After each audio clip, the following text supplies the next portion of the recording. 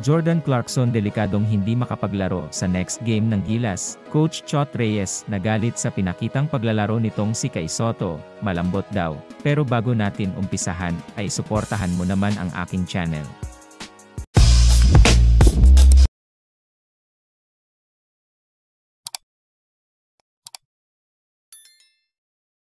Napakaganda nga ng pinakitang paglalaro ng mga player ng ating national team, na Gilas Pilipinas kontra sa Dominican Republic.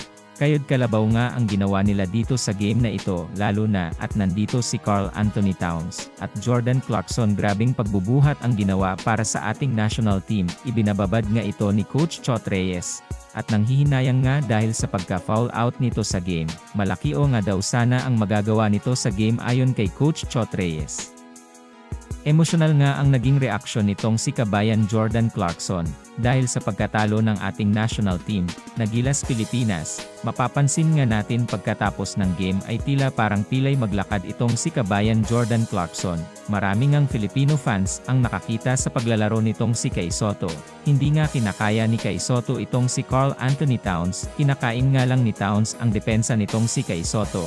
Ayon kay Coach Chot Reyes, ay napakalambot daw maglaro nitong si Kai. Tama nga lang daw na ibangko ito, dahil mas maasahan pa nga daw ang depensa nitong si Edu, at kaya nitong sabayan si Karl Anthony Towns. Dapat nga daw ay mas lalo pang magpursige itong si Kai Sotto, dahil malaki nga ang impact nitong FIBA para sa karir niya. At dito naman tayo kay Sirhens Abando. Marami ngang nagtataka kung bakit limitado ang oras nitong Sirhens Abando kahit na maganda ang pinapakita nito kontra sa Dominican Republic. Ayos nga daw ang depensa at opensa nitong Sirhens Abando. Ayon nga kay Coach Chot Reyes, ay malaki nga daw ang inaasahan niya kay Sirhens Abando, at magandang pamalit nga daw ito kung sakaling may ma-injury o mapagod na player. Alam naman daw niya na magaling itong Sirhens Abando, kaya dapat maging reserba siya. At dagdag pa nitong si Coach Chot Reyes, ay malaking tulong itong Sirhens Abando para sa Gilas Pilipinas, dahil maasahan ito pagdating sa game, at talagang epektibo ito sa mga play ng ating national team, dahil napakabilis nga nito.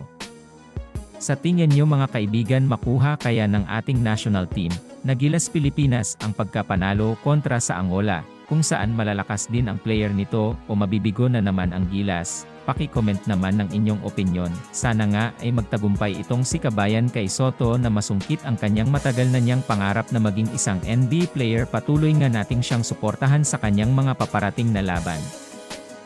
Sana nga din ay magtagumpay ang mga Pinoy sa kanilang mga larangan, at maiwas sa mga injury, at makamit din sana nila ang gintong medalya. Proud na proud kami sa inyo. Patuloy nga nating suportahan ang mga kababayan nating naglalaro ngayon sa iba't ibang dako ng bansa, at patuloy nga nating subaybayan ang kanilang mga laro. Maraming salamat sa panonood ng aking video. Kung nagustuhan mo ang aking video, ay huwag kakalimutang like and subscribe. At huwag mo na din kakalimutang pindutin ang notification button upang updated ka sa aking mga video.